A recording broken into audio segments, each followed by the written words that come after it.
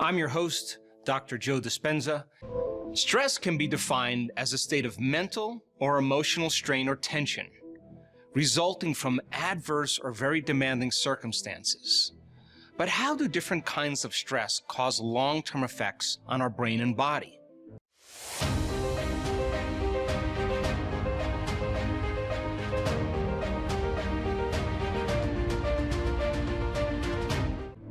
Stress usually is created when we can't predict the future outcome, when we feel that we can't control the situation, or when we have the perception that there's a threat, a danger, or a perception that something's going to get worse in our lives.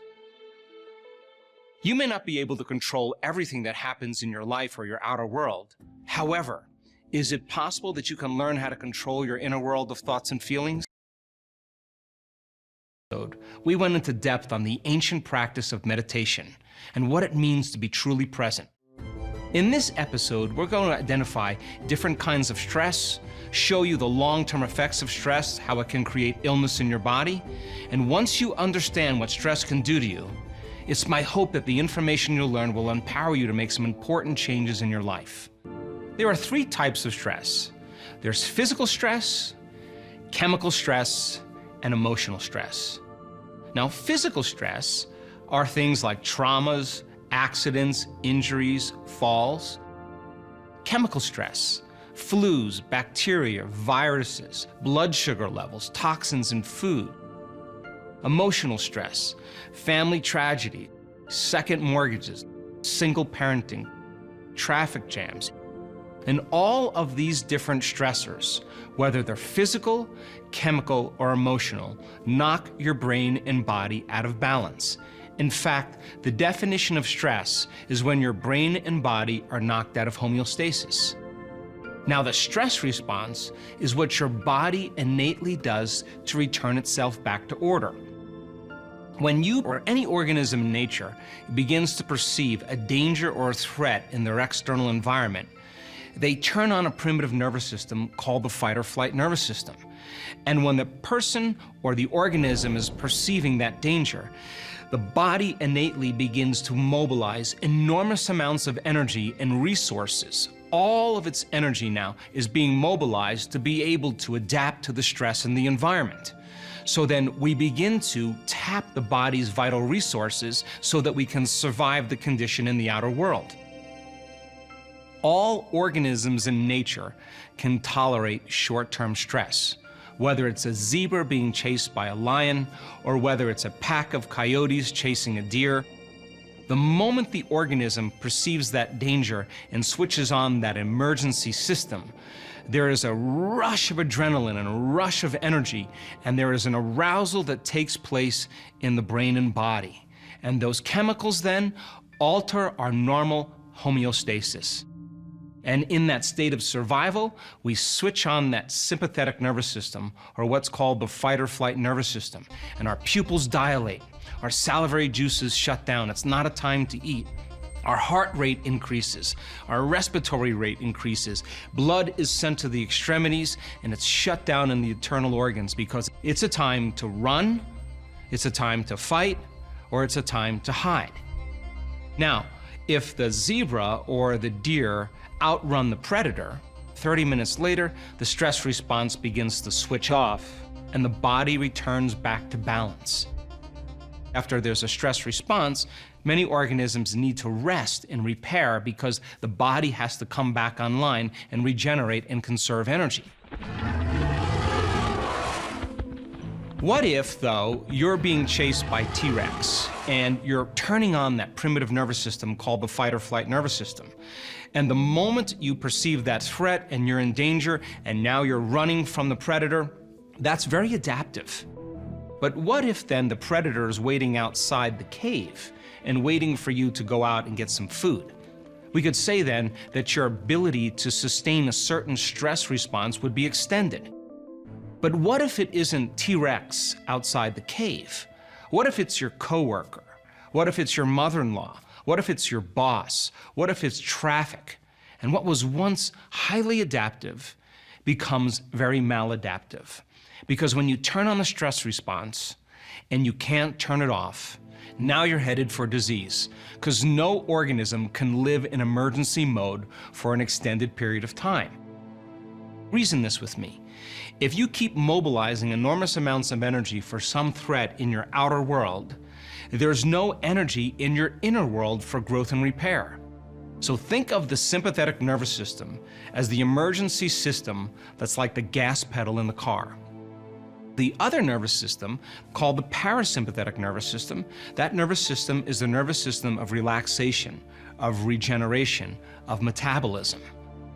So that if a person is living in a constant state of stress, and they, like an addict, become conditioned to the rush of the arousal of those chemicals, then in time, they will begin to use the problems and conditions in their life to reaffirm their conditioning or their addiction to that emotion.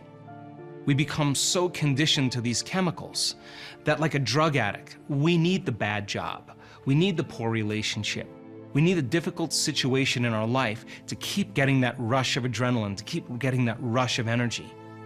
And in a sense, people become addicted to the life they don't even like. So then, because of the size of the neocortex, the thinking brain, as you learned about, we can make thought more real than anything else. And people can begin to think about their problems. And as they begin to think about their problems, they can turn on the stress response just by thought alone. And we now know that those chemicals can become addictive. And you can turn on the stress response just by thought alone. So then you can become addicted to your own thoughts. So it's a scientific fact that the long-term effects of the hormones of stress push the genetic buttons that create disease. And you can turn on the stress response just by thought alone. It means then that your thoughts can literally make you sick. And so many diseases around the world now are created by the immune system being suppressed, or what we call immune-mediated diseases. Everything from cancer, MS, lupus, rheumatoid arthritis, food allergies, food sensitivities is a compromise in the immune system. So here's the question. If your thoughts can make you sick, is it possible that your thoughts can make you well? Well, we did a research study where we took 117 people, and we wanted to measure their cortisol levels, which is the stress hormone, and another chemical called IgA, immunoglobulin A.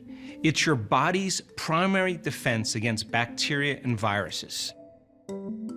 So as cortisol levels go up, and you're mobilizing enormous amounts of energy for some threat in your outer world, the immune system dials down. And now the immune system becomes compromised because all of the energy is going for a threat in the outer world.